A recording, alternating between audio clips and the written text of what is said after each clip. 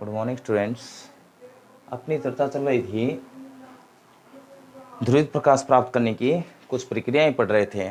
उसमें हमने एक पढ़ा था परावर्तन के द्वारा ध्रुवित प्रकाश प्राप्त करना। किसके द्वारा? परावर्तन के द्वारा ध्रुवित प्रकाश प्राप्त करना। तो उसमें हमने ब्रूस्टर नियम पढ़ा था, जिसकी सहायता से हमने विशेष कोण पर प्रवणता ज्ञात की थी। अब अगली क्रियाविधि पढ़ते हैं ध्रुवित प्रकाश प्राप्त करने के लिए। वो है नेक्स्ट टॉपिक अपना, अपवर्तन के द्वारा ध्रुवित प्रकाश प्राप्त करना।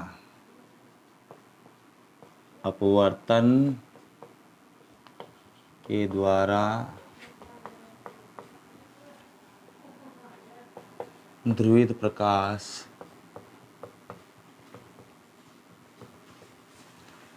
प्रकाश प्राप्त करना।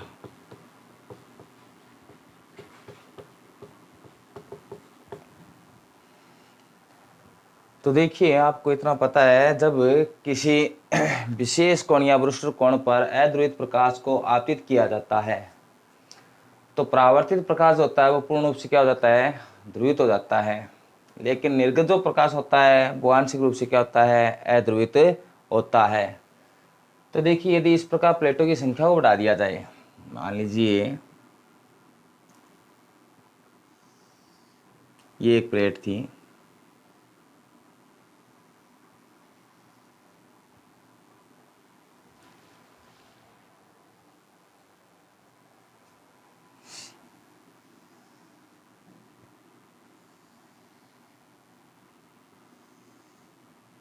इस प्रकार यदि प्लेटों की संख्या बढ़ा दिया जाए, 1, 2, इस प्रकार समांतर प्लेटें रख दी जाए,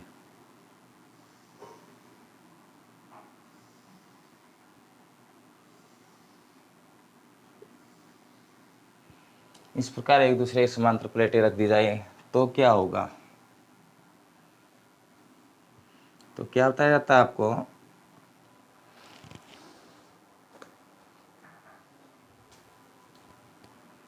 इससे जो निर्गत प्रकाश होगा वो किस प्रकार आगे की ओर बढ़ेगा, वो देखिए। कि मान लीजिए अध्रुवित प्रकाश इस पर आपतित किया आपने, तो इसकी प्लेटों की जो ऊपरी सतह है और नीचे वाली सतह है, ये तो प्रकाश जो उत्पन्न करेगी, परावर्तित जो प्रकाश होगा वो तो क्या होगा? ध्रुवित होगा।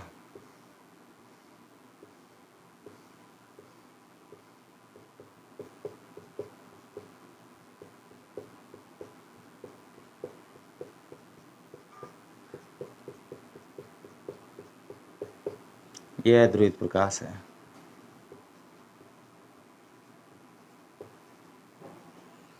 और आपने अनेक प्लेटों पर आपतित कर दिया, तो इसमें जो क्रिया होगी, जो परावर्तित प्रकाश होगा, वो जैसे जैसे प्लेटों से आगे की ओर गुजरेगा, तो इस प्रकार, जैसे मान लीजिए निर्गत प्रकाश ये अपवर्तित हो रहा है और इससे ये क्या हो रहा है? निर्गित हो रहा है। तो जैसे जैसे जैसे प्रकाश किरण एक इससे टकराई, ठीक है ना, तो ये जो प्रकाश होगा ये क्या हो जाएगा? ध्रुवित हो जाएगा। क्या हो जाएगा? परावर्तित प्रकाश पूर्ण रूप से ध्रुवित हो जाएगा। ऐसे इसी प्रकार आगे की ओर प्रकाश किरणें वो ध्रुवित हो जाएगी।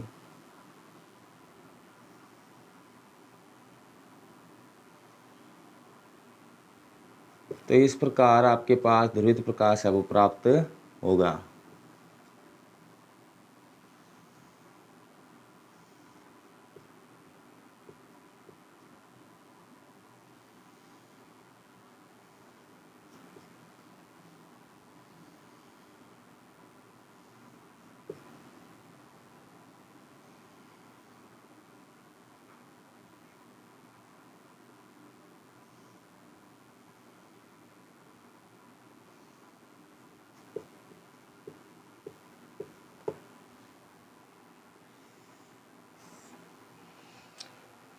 तो देखिए आपने क्या किया कि यह अध्रुवित प्रकाश है।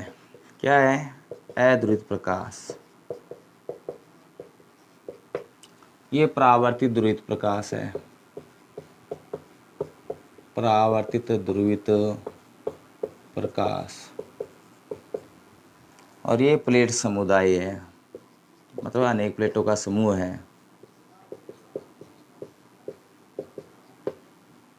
और इससे निकलने वाला जो प्रकाश होगा निर्गत, तो उसमें ध्रुवण की मात्रा बढ़ती जाएगी।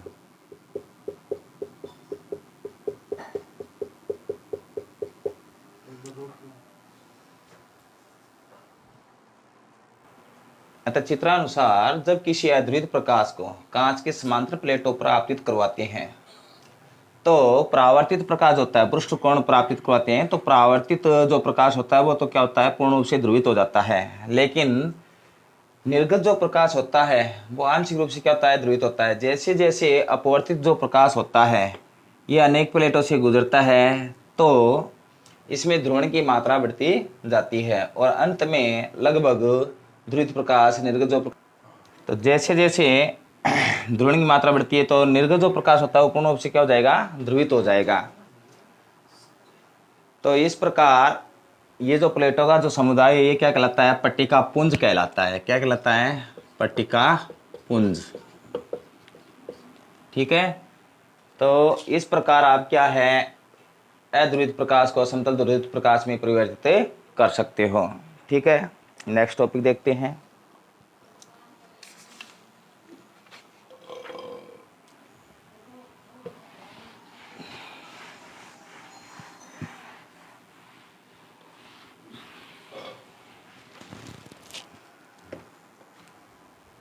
द्विव अपवर्तन के द्वारा, द्विव अपवर्तन के द्वारा ध्रुवित प्रकाश प्राप्त करना, ध्रुवित प्रकाश प्राप्त करना।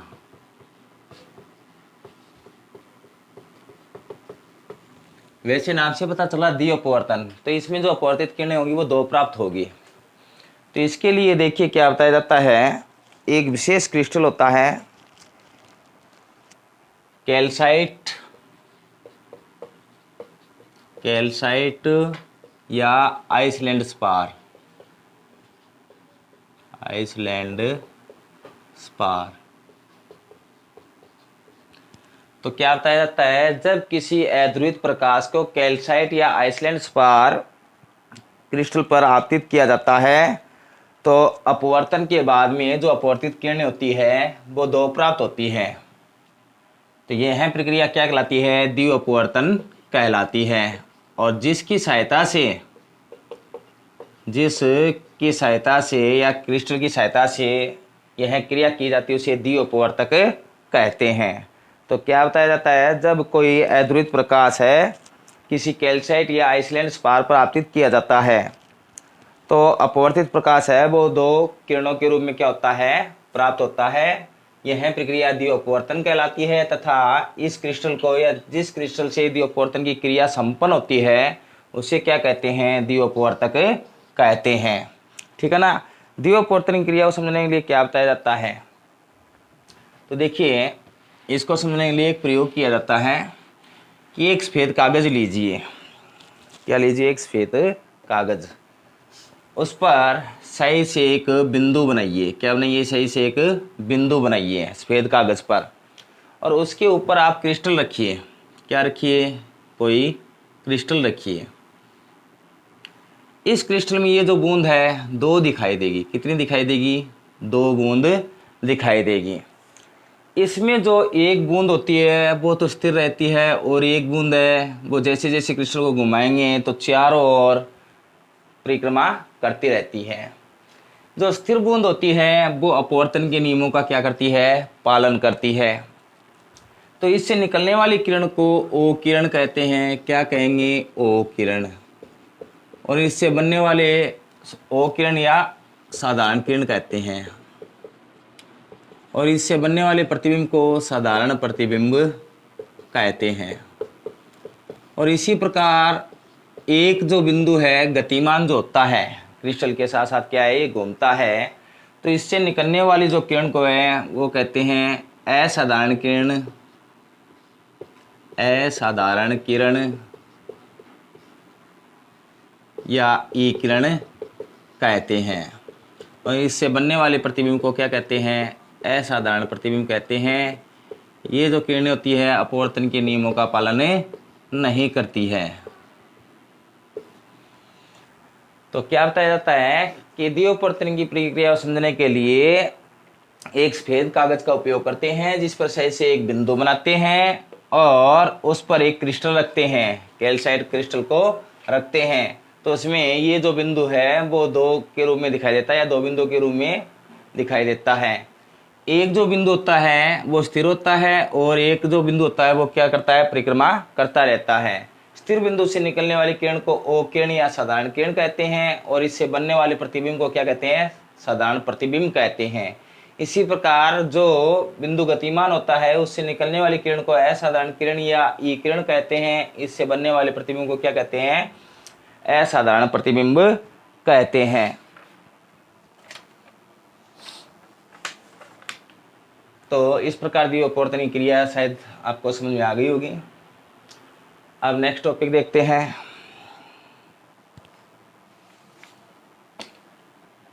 अब देखिए इस क्रिया द्वारा कैसे ध्रुवित प्रकाश प्राप्त किया जाता है।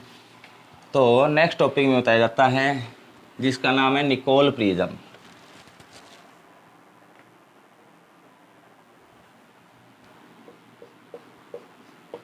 क्या नाम है, निकोल प्रिज्म।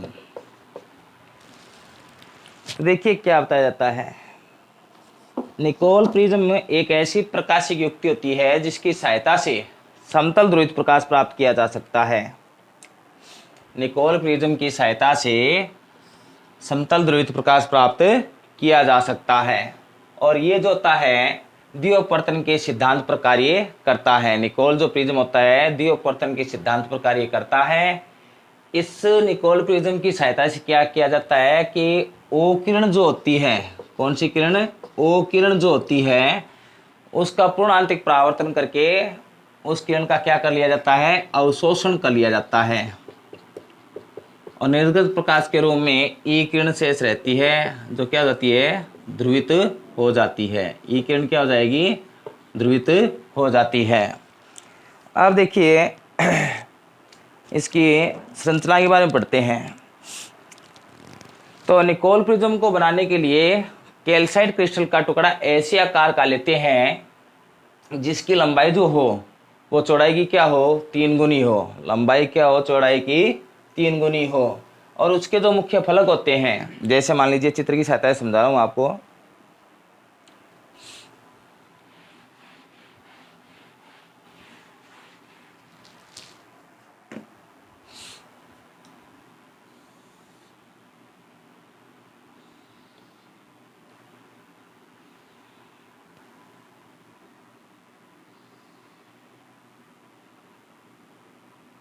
मान लीजिए ये आपके पास निकोल प्रिज्म है, तो इसमें ध्यान क्या रखना है कि लंबाई जो आपने ली है वो इस चौड़ाई कितनी होनी चाहिए, लगभग 3 गुना होनी चाहिए। ठीक है। अब इसमें क्या बताया जाता है, इसके जो मुख्य फलक होते हैं, क्या होते हैं, मुख्य जो फलक होते हैं, ये तो होता है 71 डिग्री का और ये होता है 109 डिग्री का।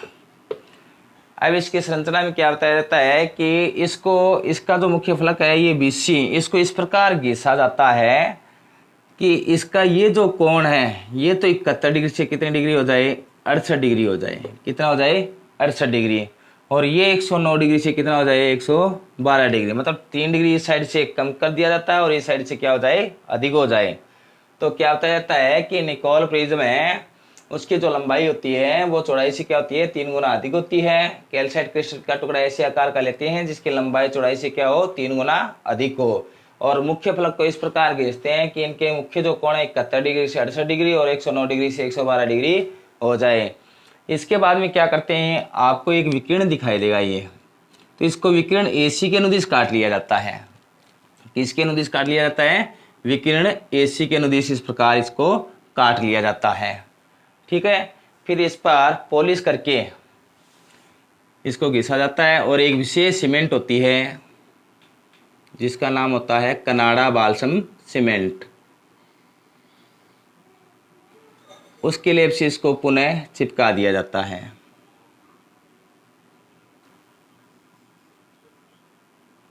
एक विशेष लेप होती है, सीमेंट होती है जिसका नाम होता है कनाडा बाल्सम सीमेंट।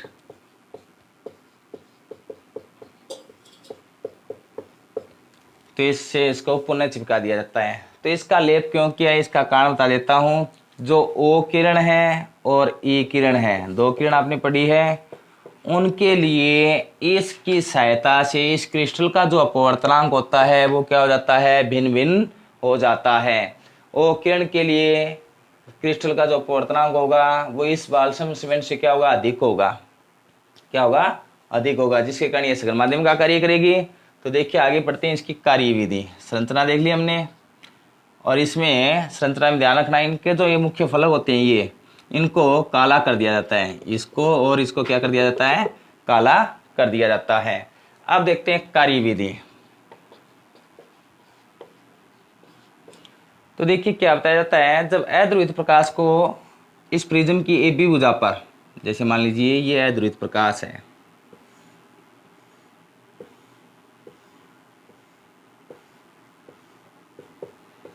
ये ध्रुवित प्रकाश है।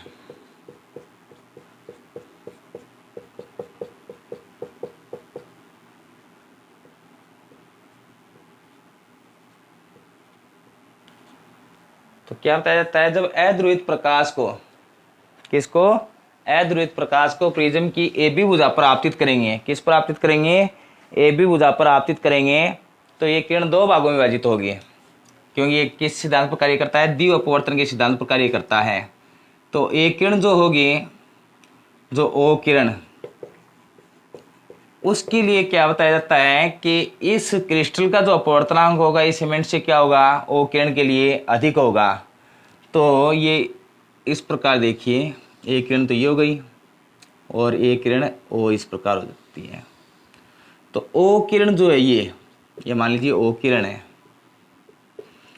इसका जो अपवर्तनांक होता है, ठीक है ना, इस सीमेंट से क्या होता है, अधिक होता है, जिसके कारण इसका क्या हो जाएगा, पूर्णांतरिक परावर्तन। क्योंकि ये किरण है सघन माध्यम से विरल माध्यम में प्रवेश कर रही है, और जिसके कारण इसका क्या हो जाएगा, पूर्णांतरिक परावर्तन हो जाएगा। और ये नीचे का जो भाग है BC, उसके द्वारा इस किरण को क्या कर लिया जाता है, अवशोषित कर लिया जाता है। तो O किरण का क्या हो जाएगा, अवशोषण हो जाएगा। और जो E किरण है उसके लिए अपवर्तनांक जो होता है वो क्या होता है, इसका कम होता है, और सीमेंट का क्या होता है, अधिक होता है। अर्थात ई किरण का जो अपवर्तन, ई किरण के लिए कैल्साइट का जो अपवर्तनांक है वो तो कम हो जाएगा, और सीमेंट का वो क्या हो जाएगा, अधिक हो जाएगा, जिसके कारण प्रकाश किरण विरल माध्यम से सघन माध्यम में प्रवेश करेगी और इसका अपवर्तन हो जाएगा, और निर्गत किरण के रूप में आपके पास ध्रुवित रूप में प्राप्त होगी। ठीक है ना। तो वापिस देख लीजिए निकोल प्रिज्म। निकोल जो प्रिज्म होता है उसकी सहायता से समतल ध्रुवित प्रकाश प्राप्त किया जा सकता है। यह जो होता है वो द्वि अपवर्तन के सिद्धांत पर कार्य करता है। किसके सिद्धांत पर कार्य करता है, द्वि अपवर्तन के सिद्धांत पर कार्य करता है। इसमें दो किरणों में से एक किरण जो ओ किरण है उसको पूर्णांतरिक परावर्तन के द्वारा अवशोषित कर लिया जाता है, और एक किरण है वो निकल जाती है। ठीक है। और फिर क्या बताया जाता है, इसके जो निकोल प्रिज्म है इसके ऊपरी भाग और नीचे वाले भाग को, फलक को क्या कर दिया जाता है, काला कर दिया जाता है। अब इसके बाद में इसकी संरचना देखते हैं। तो संरचना में क्या बताया था कि निकोल प्रिज्म बनाने के लिए कैल्साइट जो क्रिस्टल होता है उसका टुकड़ा ऐसे आकार का लेते हैं जिसकी लंबाई चौड़ाई की क्या हो, 3 गुनी हो। ठीक है ना।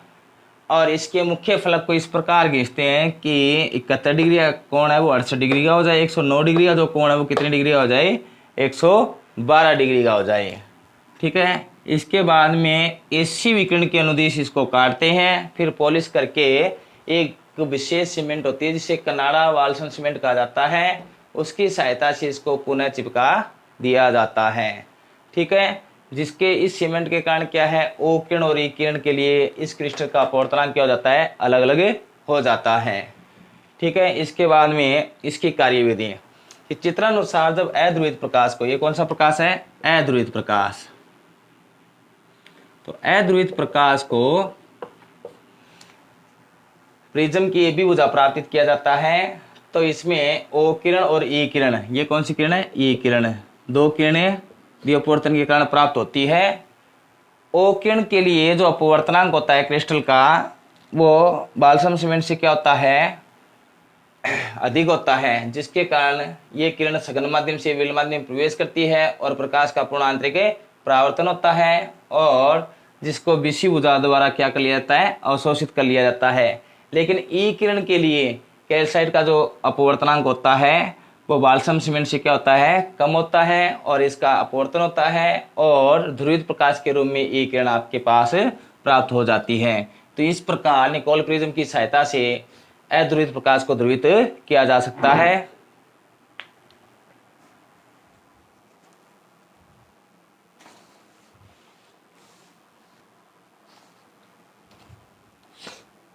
अगला टॉपिक देखते हैं।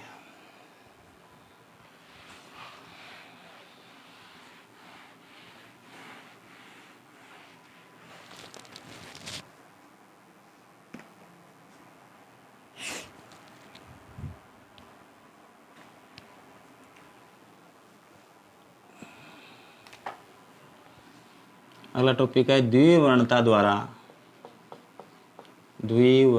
द्वारा ध्रुवित प्रकाश प्राप्त करना।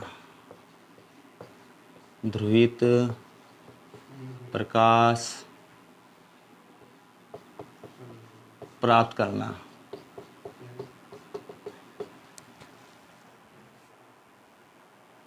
ध्रुवित प्रकाश प्राप्त करना। तो देखिए इसमें एक विशेष क्रिस्टल का उपयोग किया जाएगा ध्रुवित प्रकाश करने के लिए, जिसका नाम होता है टूरमेलिन। क्या होता है, टूरमेलिन। तो देखिए क्या बताया जाता है, जब किसी अध्रुवित प्रकाश को टूरमेलिन क्रिस्टल पर आपतित किया जाता है, किस पर आपतित किया जाता है, टूरमेलिन क्रिस्टल पर आपतित किया जाता है, तो समतल ध्रुवित प्रकाश है वो दो किरणों के रूप में प्राप्त होता है। इसमें वर्ण के आधार पर, रंग के आधार पर एक किरण का क्या कर लिया जाता है, अवशोषण कर लिया जाता है। एक किरण का क्या कर लिया जाता है, अवशोषण, और दूसरी किरण क्या हो जाती है, समतल ध्रुवित प्रकाश के रूप में प्राप्त हो जाती है। ये प्रक्रिया क्या कहलाती है, द्विवर्णता कहलाती है। क्या कहलाती है, द्विवर्णता। वर्ण का अर्थ क्या होता है, रंग। तो रंग के आधार पर एक किरण का अवशोषण हो जाएगा। तो क्या बताया जाता है, जब किसी अध्रुवित प्रकाश को टूरमेलिन क्रिस्टल पर आपतित किया जाता है तो दो किरणें समतल ध्रुवित प्रकाश के रूप में प्राप्त होती है, और यह क्रिस्टल रंग के आधार पर, वर्ण के आधार पर एक किरण को क्या कर लेगा, अवशोषित कर लेगा, और जो निर्गत किरण होगी वो समतल ध्रुवित प्रकाश के रूप में प्राप्त हो जाती है। ये प्रक्रिया क्या कहलाती है, द्विवर्णता कहलाती है। आप देखते हैं आगे टॉपिक।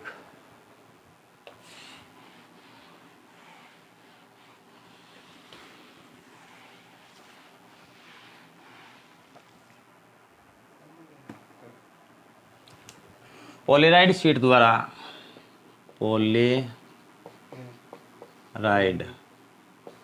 पोलेराइड शीट द्वारा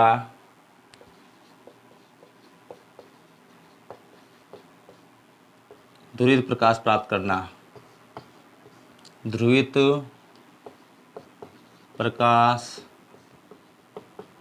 प्राप्त करना।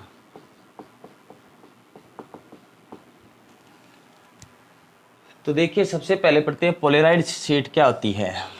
तो क्या बताया जाता है, पोलेराइड शीट जो होती है कार्बन अणुओं की एक लंबी श्रृंखला होती है, जिसमें आयोडो सल्फेट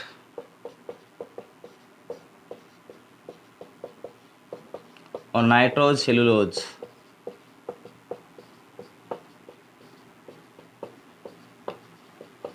सेलुलोज का बारीक मिश्रण होता है।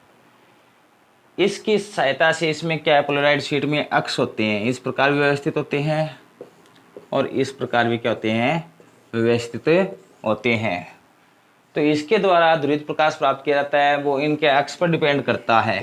किस पर निर्भर करता है, अक्ष पर निर्भर करता है। तो देखिए इसकी पोलेराइड शीट की व्यवस्था के आधार पर ध्रुवित प्रकाश कैसे प्राप्त किया जाता है। तो इसमें दो व्यवस्थाएं होती है पोलेराइड शीट में। एक तो पोलेराइड शीट की समांतर व्यवस्था होती है, और एक पोलेराइड शीट की क्रोशित व्यवस्था होती है। तो मान लीजिए ये दो पोलेराइड शीट है। सबसे पहले देख रहे हैं समांतर व्यवस्था। समांतर व्यवस्था, पोलराइज्ड शीट की समांतर व्यवस्था। तो इसमें क्या बताया जाता है, एक पोलराइज्ड शीट ये है, एक मान लीजिए ये है, ठीक है। इनके जो अक्ष है वो इस प्रकार मान लीजिए,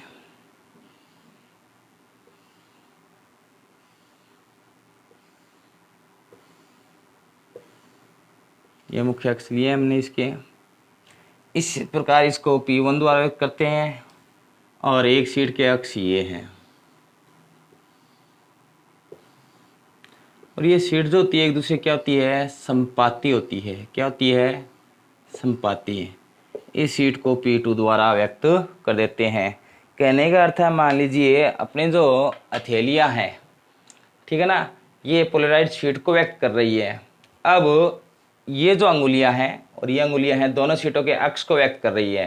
तो ये इस प्रकार एक दूसरे की संपाती, ठीक है ना, इस प्रकार नहीं है, इस प्रकार एक दूसरे के सामने। अब देखिए इसमें अध्रुवित प्रकाश को आपतित करेंगे। तो जैसे एक बार इसकी शायद समझिए, मान लीजिए आपके पास दो प्रकार के घटक होते हैं अध्रुवित प्रकाश के रूप में। मान लीजिए दो प्रकार के घटक होते हैं, वो इस प्रकार है आपके पास, ठीक है। अब देखिए इसमें जो घटक होता है, तो इसमें कौन सा घटक निकल सकता है, इस प्रकार ये घटक जैसे इस प्रकार है कोई, तो ये तो आसानी पूर्वक इस अक्ष से क्या है, निर्गत हो जाएगा। इसी प्रकार आगे इस प्रकार अक्ष से उससे भी क्या हो जाएगा, निर्गत। लेकिन इस प्रकार के जो घटक आएंगे, इस प्रकार के जो घटक आएंगे वो प्रथम शीट द्वारा क्या है, रोक लिए जाते हैं, ठीक है ना। तो इस प्रकार इससे सिर्फ एक प्रकार के घटक निकल पाते हैं। इस प्रकार पोलराइज्ड शीट द्वारा क्या ध्रुवित प्रकाश प्राप्त किया जा सकता है। अब देखिए समांतर व्यवस्था किसे कहते हैं, यदि दो पोलराइज्ड शीटों के अक्ष एक दूसरे क्या हो, संपाती हो, तो पोलराइज्ड शीट की ये जो व्यवस्था होती है ये क्या कहलाती है, समांतर व्यवस्था कहलाती है। जैसे मान लीजिए आपके पास इस प्रकार है ध्रुवित प्रकाश, आपने इस पर आपतित किया,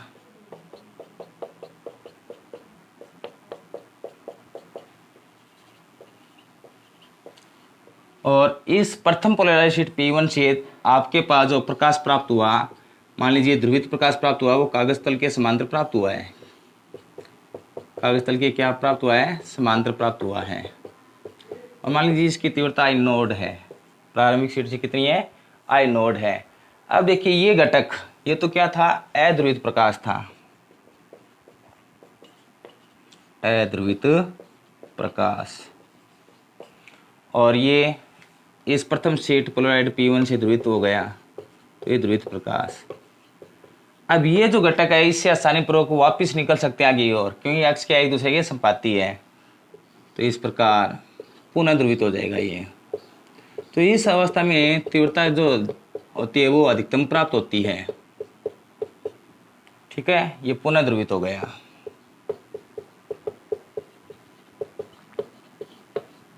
तो क्या बताया जाता है समांतर व्यवस्था में, जब अध्रुवित प्रकाश को पोलराइज्ड शीट P1 पर आपतित किया जाता है तो कागज तल के समांतर हो सकता है, लंबवत भी हो सकता है। हम कागज तल के समांतर लेकर चल रहे हैं, कागज तल के समांतर ध्रुवित प्रकाश प्राप्त हो रहा है, ठीक है। और इससे ये जो निर्गत प्रकाश हुआ है दूसरी पोलराइज्ड P2 पर आपतित होता है और पुनः ये क्या हो जाता है, ध्रुवित हो जाता है। इन दोनों शीटों के अक्ष क्या एक दूसरे के संपाती है, इसलिए क्या कहलाती है, पोलराइज्ड शीट की समांतर व्यवस्था कहलाती है, ठीक है। अब देखिए अगली जो व्यवस्था है वो नेक्स्ट क्लास में आपको बताएंगे, ठीक है। Okay, good bye.